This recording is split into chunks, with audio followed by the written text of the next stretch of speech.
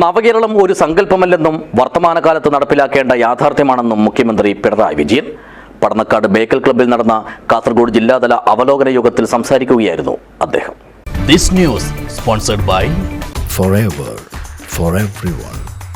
Shobhika Weddings, Big Mall, Kanjangad, Kozhikode, Koilandi and Kutyadi. പൊതുവിദ്യാലയങ്ങളിൽ നിന്നുള്ള കൊഴിഞ്ഞുപോക്ക് ശക്തമായിരുന്ന കാലത്തു നിന്നും 10 ലക്ഷത്തോളം വിദ്യാർത്ഥികൾ പുതുതായി വിദ്യാലയങ്ങളിലേക്ക് എത്തുന്ന സ്ഥിതിയിലേക്ക് സംസ്ഥാനം മാറി. യാഥാർത്ഥ്യമാകാൻ പോകുന്നില്ല എന്ന് കരുതിയിരുന്ന ദേശീയപാത വികസനം പുരോഗമിക്കുന്ന കാഴ്ച നാം നിത്യേന കാണുന്നതാണ്. ഇതിനായി സ്ഥലം ഏറ്റെടുക്കുന്നതിന് സംസ്ഥാന സർക്കാർ 25% തുക, അതായത് 5600 കോടി രൂപ നൽകിയത് കിഫ്ബിയുടെ സഹകരണത്തോടെയാണെന്നും മുഖ്യമന്ത്രി വ്യക്തമാക്കി. സംസ്ഥാന സർക്കാരിന്റെ 4ാം വാർഷികാഘോഷ ഭാഗമായി പടന്നക്കാട് ബേക്കൽ ക്ലബ്ബിൽ സംഘടിപ്പിച്ച കാസർഗോഡ് ജില്ലാതല അവലോകന യോഗത്തിൽ പങ്കെടുത്ത് സംസാരിക്കുകയായിരുന്നു അദ്ദേഹം. 2020-21 തനത് നികുതി വരുമാനം 47,000 കോടി രൂപയായി.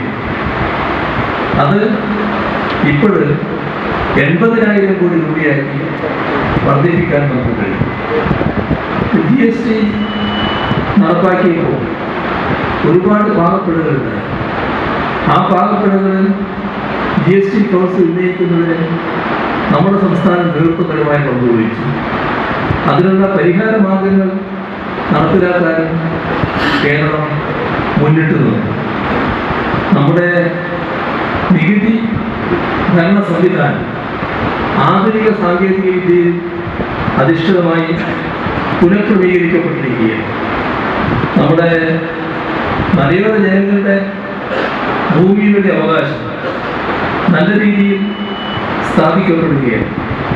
നാം പട്ടയം നൽകുന്ന കാര്യത്തിൽ ഈ കഴിഞ്ഞ 9 വർഷമെടുത്താൽ 3.25 ലക്ഷത്തിലധികം പട്ടയം നൽകുന്നതിന് നമുക്ക് കഴിഞ്ഞിട്ടുണ്ട്.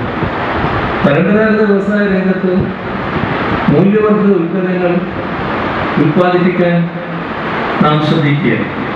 അതോടൊപ്പം തന്നെ ആധുനിക മാർക്കറ്റിംഗ് അവസരങ്ങൾ ഈ മേഖലയിൽ പരമാവധി പ്രയോജനപ്പെടുത്താനും ശ്രമിക്കുകയാണ്. വ്യവസായ മേഖലയിൽ കേരളം വലിയ പുരോഗതിയാണ് കൈവരിച്ചത്. വ്യവസായ സൗഹൃദ സംസ്ഥാനമായി കേരളം മാറി. കാർഷിക മേഖലയിൽ 5.61% വളർച്ച കൈവരിച്ചു. ആരോഗ്യ മേഖലയിൽ ആർദ്ര മിഷനിലൂടെ വലിയ മാറ്റങ്ങൾ ഉണ്ടാക്കാൻ കഴിഞ്ഞു. അഭ്യസ്ത വിദ്യരെ തൊഴിൽ നൈപുണ്യമുള്ളവരാക്കാനായി തൊഴിൽ സ്ഥാപനങ്ങളെയും തൊഴിൽ അന്വേഷകരെയും തമ്മിൽ ബന്ധിപ്പിച്ചുള്ള തൊഴിൽ മേളകളും നടത്തിവരുന്നു.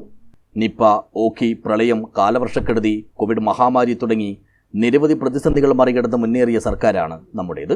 സർക്കാരിനും ജനങ്ങൾക്കുമിടയിൽ ചുവപ്പ് നാടയ്ക്കിടം പാടില്ലെന്ന നിലപാടിന്റെ ഭാഗമായി ഓഫീസുകളിലെത്താതെ സേവനങ്ങൾ നൽകുന്ന പ്രവർത്തനങ്ങളും ആരംഭിച്ചു കഴിഞ്ഞു. കെ സ്മാർട്ട് പദ്ധതിയിൽ ഉൾപ്പെടുത്തി തദ്ദേശ സ്ഥാപനങ്ങളിൽ നിന്ന് ലഭിക്കുന്ന 79 സേവനങ്ങൾ ഓൺലൈൻ മുഖാന്തരം നൽകുന്ന പദ്ധതിക്കും തുടക്കം കുറിച്ചു.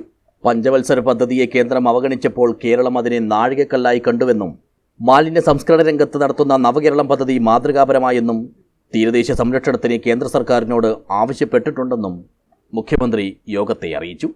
News bureau, Nileshwar.